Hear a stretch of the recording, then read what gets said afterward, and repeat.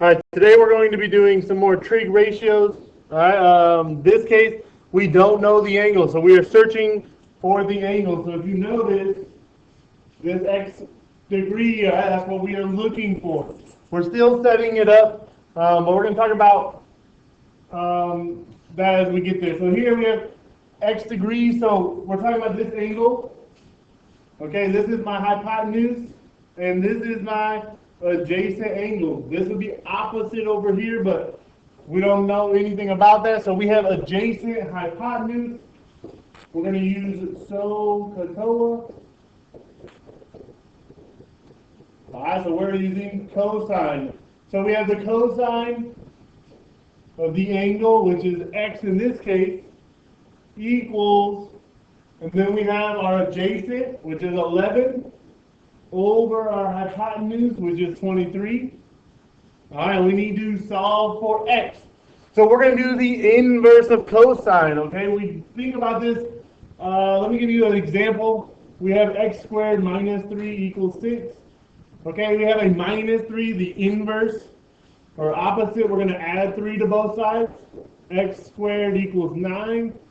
Okay, and then we have something squared. The inverse operation of squaring something is taking the square root.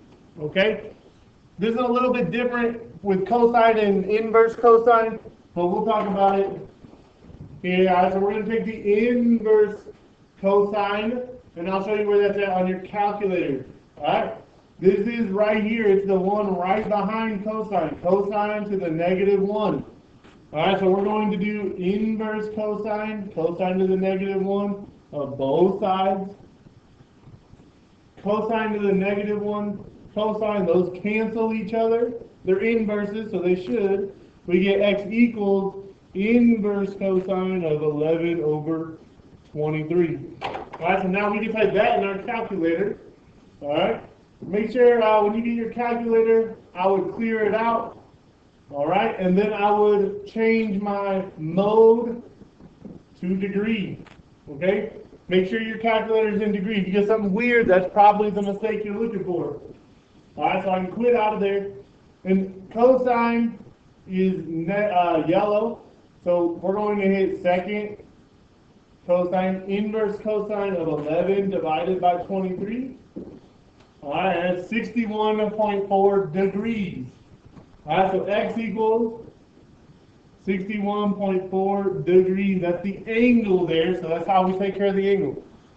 It doesn't only work with cosine. If you look behind sine, there is sine to the negative 1 or inverse sine, cosine to the negative 1 or tangent to the negative 1. So depending on what our ratio is, how we set it up, based on our triangle, here we have the adjacent and hypotenuse. That means we're using cosine, so we would use inverse cosine. All right, let's do one more. All right, so in this case, my 90 degrees here, this is the angle I'm talking about. So again, we have adjacent. That means next to, and then this is my hypotenuse again. So we have cosine of x equals adjacent 3 square roots of 2 over 7 square roots of 2. All right, and then this is just a square root problem. It doesn't mean it's more complicated. You just might have to do a little bit more. Square root of 2 over square root of 2 will cancel. All right, and we're left with just 3 over 7. So cosine of x equals 3 over 7. And then in order to get rid of the cosine, we do inverse cosine. So cosine negative 1. Cosine negative 1. These cancel. We're left with x equals inverse cosine, or cosine negative 1, of 3 over 7. Again, you can calculator out. Second cosine. I don't know what all it is. Let me clear it out. So second cosine. And then we have 3 divided by 7. Enter, and that shows me it's 64.6 degrees. So in this case, the angle is 64.6 degrees.